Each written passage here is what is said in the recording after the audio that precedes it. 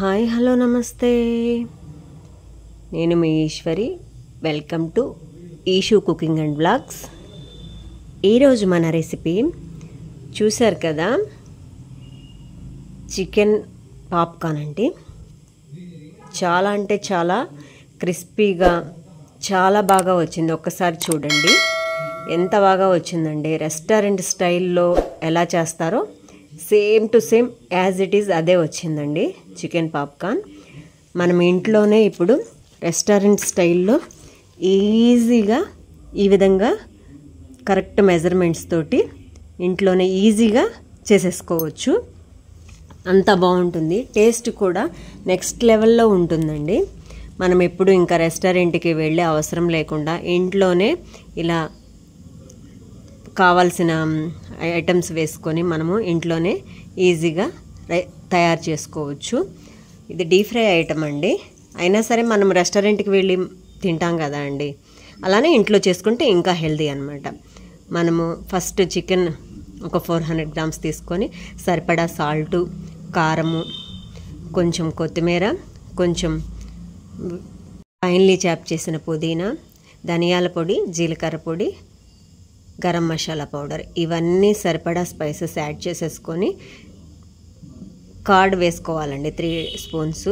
Curd ప్లేస్లో మనం butter milk కూడా యాడ్ చేసుకోవచ్చండి. బటర్ మిల్క్ కూడా ఒక 1/2 కప్ యాడ్ చేసేసుకొని మనం రెస్ట్ 2 to 3 అవర్స్ ఇవ్వాలండి. ఈలోపు ఒక మిక్సింగ్ బౌల్ తీసుకొని మైదా అండి, మైదా ప్లేస్లో కొంచెం కార్న్ఫ్లోర్ కూడా వాడుకోవచ్చు మనము. కొంచెం ఉప్పు, కొంచెం కారం, పసుపు, ధనియాల పొడి, జీలకర్ర పొడి, గరం మసాలా పౌడర్ మొత్తం మిక్స్ చేసుకోవాలండి. ఈ విధంగా అది పక్కన పెట్టుకొని రెస్ట్ ఆఫ్టర్ 3 అవర్స్ తర్వాత మనము ఇందాక మిక్సింగ్ పౌడర్ చేసుకున్నాం కదా, దానిలో ఈ చికెన్ పీసెస్ కోట్ చేసేసి మొత్తం ఒక ప్లేట్లోకి తీసేసుకుందాము. మొత్తం కోట్ చేసుకోవాలండి. ఈలోపు దానిలో ఉన్న చెమ్మ మొత్తం ఈ పౌడర్కి పడుతుంది. ఈ విధంగా చేసుకొని కోట్ చేసుకొని పక్కన పెట్టేసుకోవాలి. ఒక 10 నిమిషాల తర్వాత డీప్ ఫ్రైకి సరిపడా ఆయిల్ పెట్టేసుకొని ఇలా మీ ఇంట్లో కార్న్ఫ్లెక్స్ ఉంటే వాడుకోండి, లేకపోతే బ్రెడ్ క్రమ్స్ అయినా దానిలో స్ప్రెడ్ చేసేసి ఈ విధంగా డీప్ ఫ్రై పెట్టేసుకొని ఆయిల్ 1 by 1 ఒకదాని తర్వాత ఒకటి వేసుకోండి. సరిపడా వేసుకోండి, ఎక్కువ వేసుకోవద్దు. ఈ విధంగా వేసుకొని గోల్డెన్ బ్రౌన్ కలర్ వచ్చేంత వరకు వేయించుకోండి. చికెను 3 to 5 మినిట్స్ పడుతుందండి. విత్ లెగ్ అవి ఉన్నాయి అంటే ఒక 5 to 8 మినిట్స్ పడుతుందండి కుక్ అవ్వడానికి, ఫ్రై అవ్వడానికి. ఈ విధంగా చూసుకొని మీకు సరిపడా గోల్డెన్ బ్రౌన్ కలర్ వచ్చేంత వరకు మీడియంలో పెట్టేసుకొని వేయించేసుకోండి. ఎందుకంటే మీడియంలో పెట్టుకోకపోతే ఊరినే కలర్ వచ్చేస్తుంది కానీ లోపల ఉడకదనమాట, కుక్ అవ్వదు చికెన్. అందుకని నేను బోన్లెస్ తీసుకున్నాను కాబట్టి నో ప్రాబ్లం. ఈ విధంగా ఇంకొకసారి అదిగో చూడండి ఎంత బాగా ఫ్రై అయిపోయిందో. అదేవిధంగా సేమ్ రిపీట్ ప్రాసెస్ చేసేసుకోండి. ఇంకొకసారి మొత్తం ఈవెన్గా వేయించుకోండి. ఎందుకంటే మీడియంలో పెట్టుకొని వేయించుకున్నామంటే లోపల వరకు చికెన్ మొత్తం ఈవెన్గా కుక్ అయ్యి లోపల మెత్తగా బయట క్రంచీగా ఉంటాయండి. ఎంత బాగా ఉంటుందంటే ఒక్కసారి ఇలా కనుక ట్రై చేయండి, మీరు ఇంకెప్పుడు రెస్టారెంట్కి వెళ్ళరు. ఇంట్లోనే ఈజీగా తయారు చేసుకొని ఇంటిల్లపాది చాలా హ్యాపీగా తినేసేయచ్చు.